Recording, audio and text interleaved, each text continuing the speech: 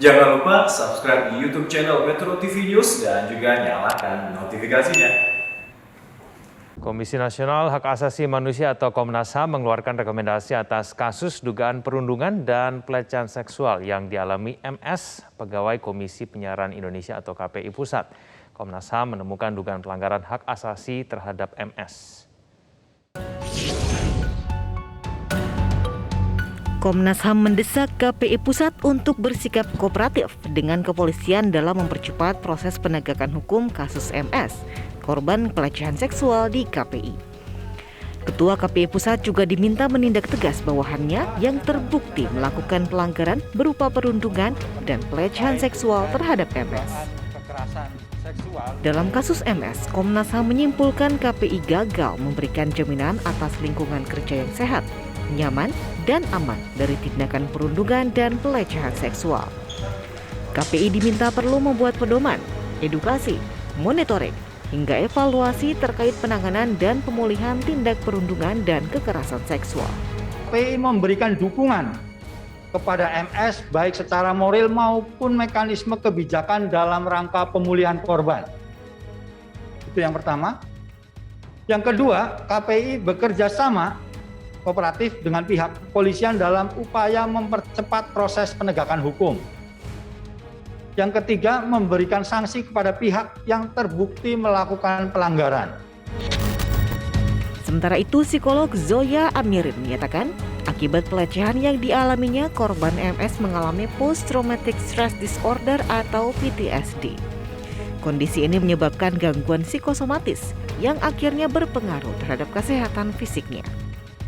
Zoya juga membantah apabila MS telah membuat laporan pelecehan palsu karena berdasarkan hasil pemeriksaan dokter, MS terbukti tidak mengarang peristiwa. Kalau dia memalsukan istilahnya beberapa kondisi-kondisi atau keadaan yang disebut sebagai histeria atau stres ketika menceritakan masalahnya. Ya, satu, beliau tidak mendapatkan keuntungan dari pura-pura dilecehkan atau pura-pura histeris dalam kondisi-kondisi pemeriksaan. Apalagi perlu menjadi catatan bahwa ketika beliau datang ke Taman Sari, ya pada waktu itu kasusnya belum viral dan dia benar-benar datang untuk meminta bantuan terhadap kondisi tertekan yang dialami. Selain mengeluarkan rekomendasi kepada KPI Pusat, Komnas HAM juga memberikan rekomendasi kepada kepolisian. Komnas HAM meminta aparat untuk meningkatkan kemampuan dalam mengatasi kasus aduan kekerasan seksual. Dari Jakarta, Tim Liputan Metro TV.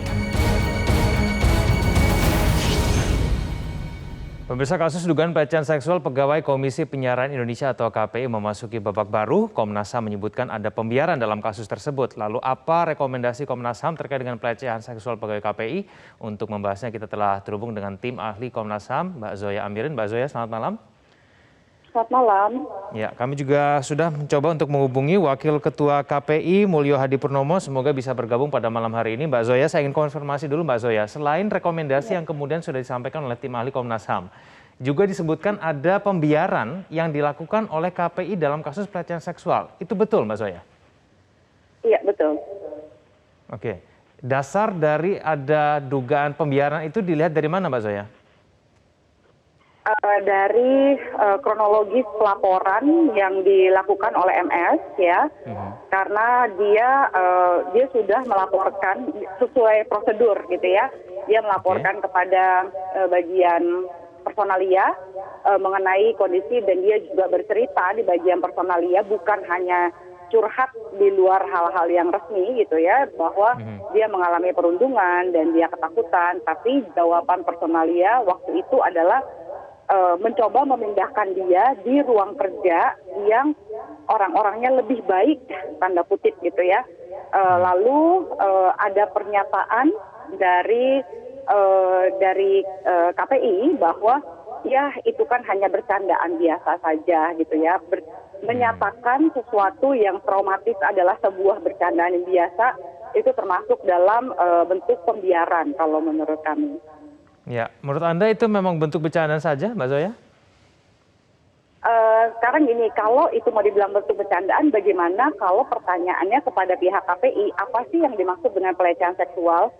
Ya, jadi kalau ketika menelanjangi gitu ya misalnya ya, atau mengatakan hal-hal yang kasar dalam konteks bercandaan, melempar seseorang ke kolam dan sebagainya. Jika itu semua adalah perilaku-perilaku yang dianggap bercandaan, gitu ya, ini kan jadi problematik juga gitu. Kan kita tahu bahwa sebuah tindakan pembunuhan atau perkosaan itu kan berasal dari rape culture.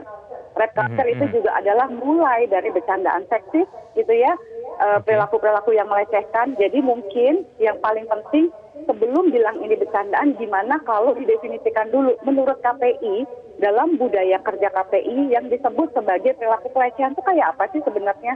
Oke, Mbak Zoya saya konfirmasi dulu. Mbak Zoya, apakah laporan yang disampaikan oleh korban MS ini diketahui, diteruskan sampai pimpinan KPI? Itu adalah, itu harusnya menjadi tanggung jawab dari internal KPI kan? Oke. Kalau misalnya ada hal seperti ini gitu ya, tidak sampai ke atas gitu ya, dianggap sudah diselesaikan di bawah gitu, kan berarti harusnya ada solusi yang lebih komprehensif dong. Nah kalau misalnya tidak ada, kan itu disebut sebagai pembiaran. Ini ada pelecehan seksual, ada perundungan gitu ya, dan solusinya adalah memindahkan tempat ke orang-orang yang katanya lebih baik, yang mungkin bercandaannya menurut budaya mereka itu seperti itu gitu. Nah ini kan proses pembiaran ya, kenapa tidak ada laporan sampai ke atas, kenapa tidak sampai gitu, ini yang menjadi pertanyaan besar.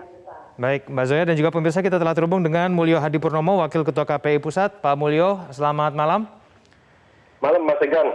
Ya, Pak Mulyo, disampaikan bahwa di KPI ada dugaan pembiaran yang dilakukan terhadap korban pelecehan seksual MS. Sudah disampaikan kejadian pelecehan seksualnya kepada personalia, tapi kemudian dianggap sebagai bercandaan. Tanggapan? Ya, itu yang kami berharap memang penyelidikan itu bisa kemudian menghasilkan menghasilkan simpulan yang bagi kami untuk kemudian bisa mengatakan bahwa itu terjadi di kantor KPI, lalu kemudian juga bentuk-bentuknya bisa kemudian dikonfirmasi secara baik sehingga kemudian perlu penanganan. Dan untuk persoalan itu kan kami juga sendiri sebetulnya sudah menganggap bahwa memang ada sesuatu yang mungkin juga agak kurang baik begitu dalam konteks budaya kerja, sehingga kami mempersiapkan tim, dan tim itu tidak hanya menangani dan mendampingi korban, tapi juga merumuskan kebijakan-kebijakan atau mungkin peraturan yang bisa mencegah dan menanggulangi pelecehan, perundungan begitu. Baik, tapi ini diketahui oleh pimpinan KPI pada saat itu tidak sih, Pak Mulyo? Kasus ini? Kalau terhadap saya dan itu dibawa ke dalam rapat pleno, kami belum pernah menerima laporan baik itu dari sekretariat atau dari teman-teman, baik itu juga karyawan kami begitu. Persoalannya kan memang itu terjadi sudah lama ya, dan kami ini kemudian meledaknya di tahun 2021 ini. Oke. Tapi Pak Mulyo juga disebutkan bahwa ada budaya yang mungkin dirasa tidak benar yang berlangsung di KPU. Diduga ada budaya pelecehan seksual di situ dan kemudian tidak ditanggapi dengan serius. Apakah betul Pak Mulyo? Ya, itulah yang kemudian harus diselidiki secara baik ya. Makanya kemudian tadi pada saat konferensi pers ketika kami ditanya begitu, kenapa kemudian KPI tidak membuka investigasi yang dilakukan oleh KPI?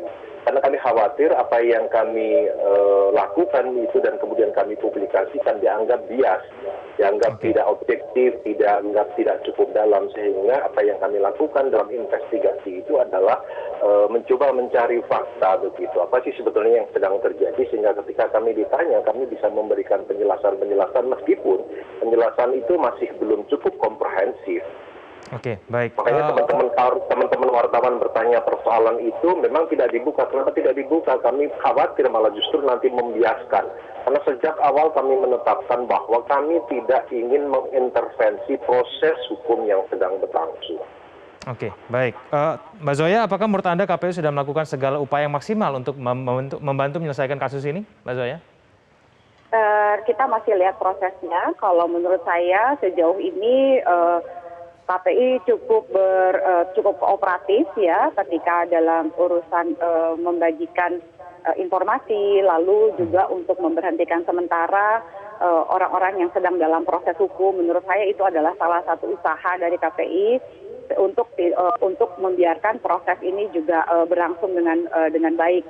Karena kalau misalnya memang ada beberapa problem dengan administrasi dan sebagainya gitu ya, tapi itu langsung diatasi. Menurut saya itu adalah salah satu itikat baik dari KPI untuk melakukan ini. Tinggal kita lihat setelah anjuran yang diberikan, ada usulan-usulan yang diberikan dari Komnas HAM gitu ya, termasuk bentuk-bentuk pelanggaran yang sebaiknya disikapi, misalnya dengan salah satu membuat prosedur pelaporan dan sebagainya. Dan itu akan menunjukkan bagaimana kualitas KPI yang sesungguhnya setelah kami memberikan press conference kemarin. Baik, kita akan tunggu nanti bagaimana respon dari KPI dari rekomendasi yang disampaikan oleh tim Komnas HAM. Terima kasih Mbak Zoya, terima kasih Pak Mulyo telah bergabung bersama kami di Prime Time News. Selamat malam.